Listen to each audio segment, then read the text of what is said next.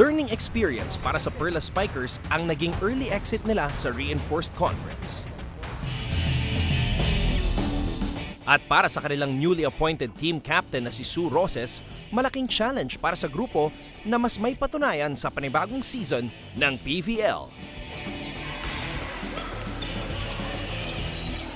Game namin last conference, sobrang iba eh. Alam ko hindi kami ganun. Halos lahat kami na-disappoint din sa sarili namin. So napag-usapan naman namin, lahat naman yun yung napansin sa team namin. Siguro this time, mas nagkaroon kami ng bonding. Doon medyo mas nakilala namin yung isa't isa.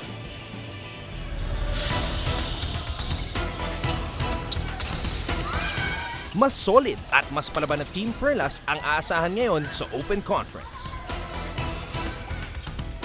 Si Coach Nai, na dati naming trainer, ang tatayo ngayong bilang head coach. Well, the advantages of having a Thai coach is, of course, dala nila yung sistema nila ng paglalaro ng volleyball. Yung mga Thailander, nakikita naman natin yan, nagko-compete yan sila, not internationally talaga, in a very high level. At yun yung mga dala nitong mga coaches. Isa sa mga sasandala ng kupunan sa opensa, ang former Lady Eagle at lefty spiker na si Amy Ahumiro. Kasi our team, we're still gelling. We're still getting to know each other. We're still getting to know our strengths, our weaknesses, and what type of people that we actually are. Angeline Marie Herbacio. I don't think it's important to base it around one person. There's 6 people out there.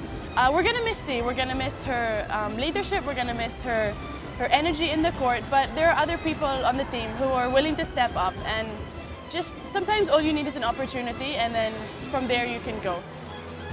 And to add firepower sa team, nagbabalik ang talented duo from UP Diliman na sila Kathy Bersola and Nicole Tiamzon.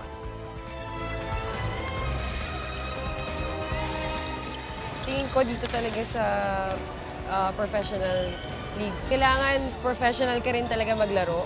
Para kung sabihan ka nila ng ano talaga mali sa'yo, straight to the point, kailangan tanggapin mo siya. I think halos lahat naman siguro gusto magiging champion, di ba? Lalo na kami hindi rin namin naranasan yung finals nung collegiate kami. So ngayon, talagang ini-aim talaga namin sana makapag-championship kami.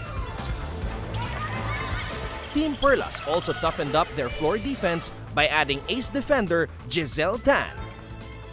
I've been playing for almost 10 to 12 years. But then I feel like I need to learn more from the sport. I need to learn from other people. Mag-a-adjust naman ako if what kind of strategy they want sa defense and as well as receives.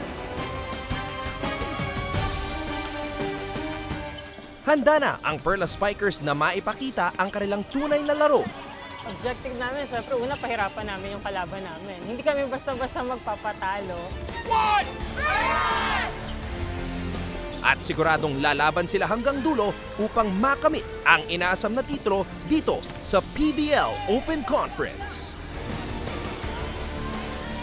Thank you guys for all the support. Please continue to support us this conference and we won't let you down. I think we're gonna do a lot better this season, so keep watching and keep cheering. Thank you!